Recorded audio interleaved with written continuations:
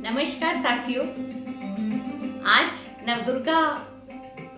पूजा के अवसर पर आप सभी को मेरी ओर से बहुत बहुत शुभकामनाएं। साथियों, प्राचीन काल से हमारी संस्कृति में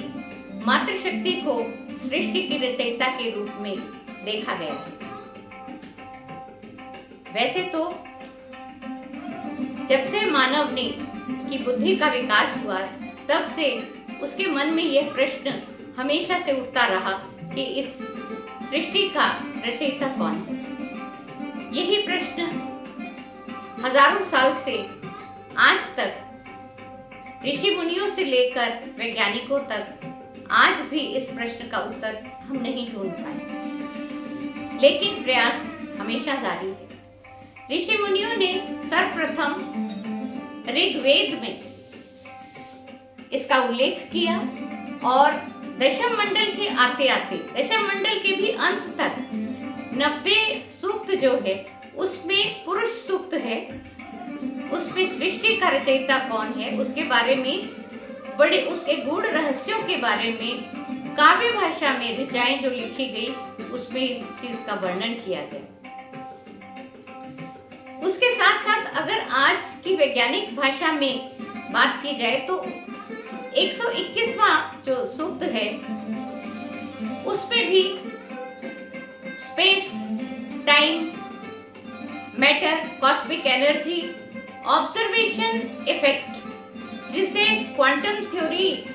के नाम से आजकल सेलिब्रेट किया जा रहा है, इन सब का जिक्र हमें उस समय की संस्कृत भाषा के द्वारा हमें मिलता है, उसके संकेतिक हमें मिलते हैं। आज के आधुनिक युग में जो वैज्ञानिक हुए उनमें न्यूटन हुए, बाद में आइंस्टाइन हुए, आइंस्टाइन के बाद स्टीफन हॉकिंस हैं, एडवर्ड हबल हैं। इन सभी ने कॉस्मोलॉजी पर और ब्रह्मांड की रचना पर, सृष्टि की रचना पर अपने आविष्कार किए और उसके ऊपर काफी जो उनके विचार हुए उनका उल्लेख अपने अपने रचनाओं में किया। जैसे कि मैंने पहले बताया कि जो 90वां सूक्त है और उस पुरुष सूक्त है, उसके बाद जब हिरण्यगर्भ सूक्त पर हम आए तो वहां पर ऋषियों ने ये कहा कि जब कुछ भी नहीं था, ये एक सोने का जो हिरण्य सोने को कहते हैं, उसका गर्भ है और अंड है, उसी में से प्रकृति जो है वो एनर्जी भी निकली और उसमें से मैटर भी है निकला, सभी की उत्पत्ति वहां से हुई। दशम मंडल के अंत तक आते आते वैदिक समाज में स्त्रियों का जो विद्या के क्षेत्र में अच्छे कदम जम चुके थे और उसमें काशीवती घोष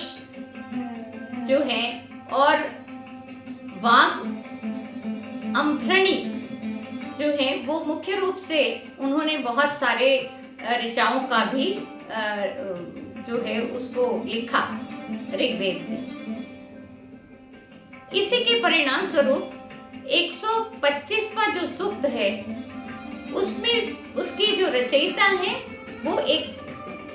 स्त्री है, एक ऋषि पुत्री है, वाग अम्भ्रणी, जिन्होंने देवी सूक्त की रचना की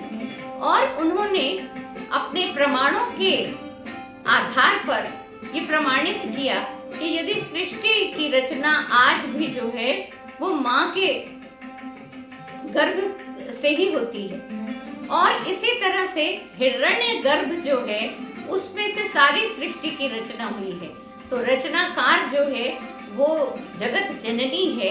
वो एक स्त्री के पास ही गर्भ है और उसी के पास अंडकोश है, जहाँ से और मैटर और एनर्जी के आपस में मिलन से ही सृष्टि की रचना हुई है। लेकिन जन्मदात्री जगत जननी जो है वो मातृशक्ति है, चाहे वो पशु जगत हो, चाहे पक्षी जगत हो, चाहे मानव जगत हो, चाहे ऋषि मुनि हो, चाहे भगवान ने ही अवतार लेकर आना हो, उनको माँ के गर्भ का सहारा लेना पड़ता है। तो ये सिद्ध हुआ देवी सूक्त में जो ऋषि कन्या ने सिद्ध किया, और उनके रचित जो श्लोक है उसमें उन्होंने कहा, अहम रुद्रे भी वासु भी चरामी, मैं रुद्रों वसुओं के बीच विचरण करती हूँ, और अहम आदित्यम, मैं ही आदित्य हूँ, मैं ही सूर्य हूँ, मैं ही भूमि हूँ, मैं ही इंद्र हूँ, मैं ही अग्नि हूँ, मैं ही मित्र हूँ, मैं ही वर्ण हूँ, अश्विनों के साथ मैं रहती हूँ, सोम को मैं धारण करती हूँ, जो देखने और प्राण शक्ति है, जो सुनने की शक्ति है, वो भी मैं ही हूँ, अन्न धन का दान देने वाली भी मैं हूँ, और ऋषियों को, मुनियों को, उनकी बुद्धि को, उनको जन्म दे, उनकी जन्मदात्री भी मैं हूँ। देवता मेरे अनेक रूपों में व्याख्या करते हैं, मेरे अनेक रूपों का वर्णन करते हैं,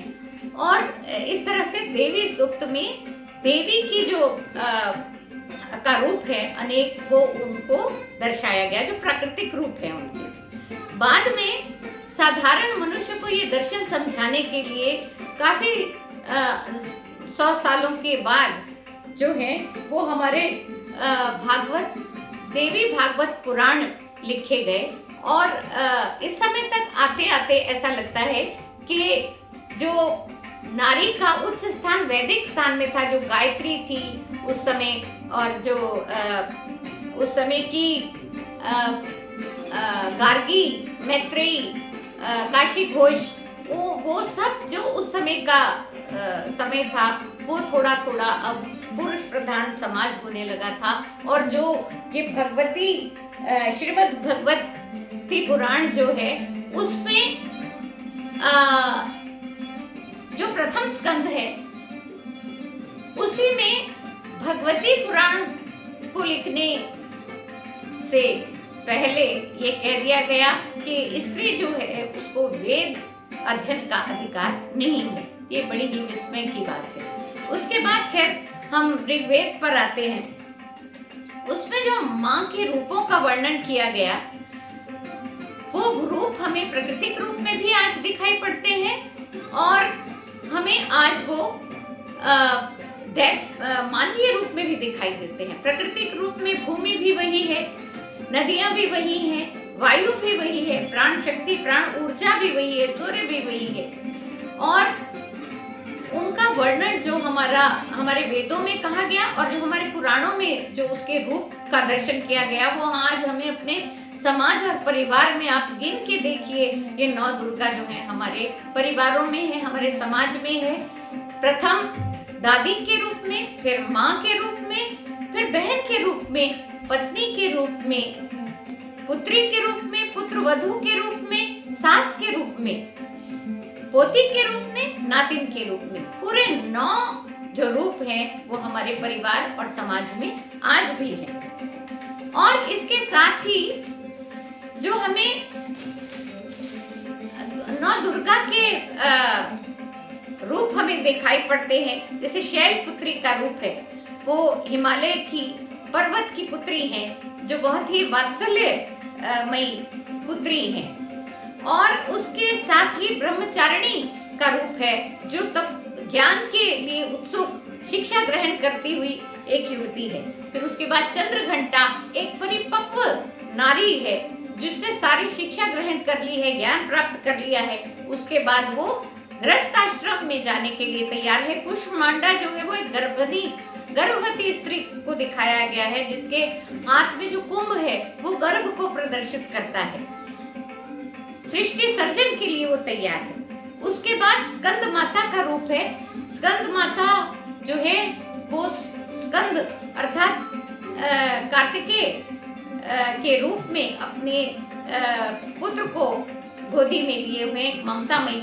माँ के रूप में। उसके पश्चात कात्यायनी देवी हैं, जो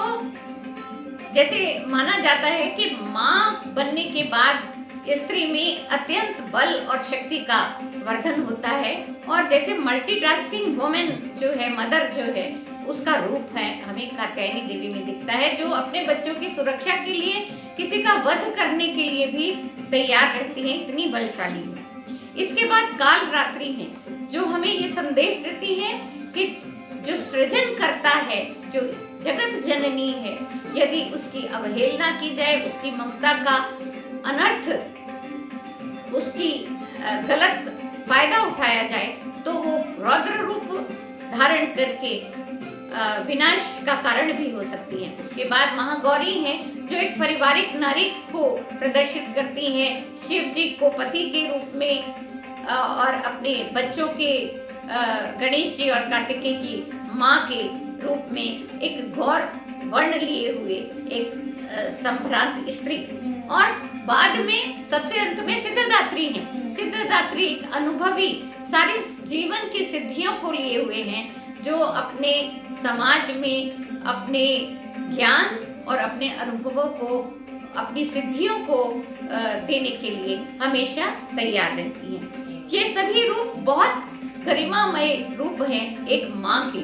और आज ये समाज को, ये जो दुर्गा उत्सव है, ये एक संदेश देता है कि माँ की गरिमा को बनाए रखना आज की नारी का भी कर्तव्य है। इसी के कारण उसकी प्राचीन काल से पूजा होती रही है, आगे भी होती रहेगी। और मनुस्मृति में तो यहाँ तक कहा गया, यत्र नार्यस्तु पूज्यते रमन्ते तत्र देवता। जहाँ स्त्री का सम्मान होता है, वहीं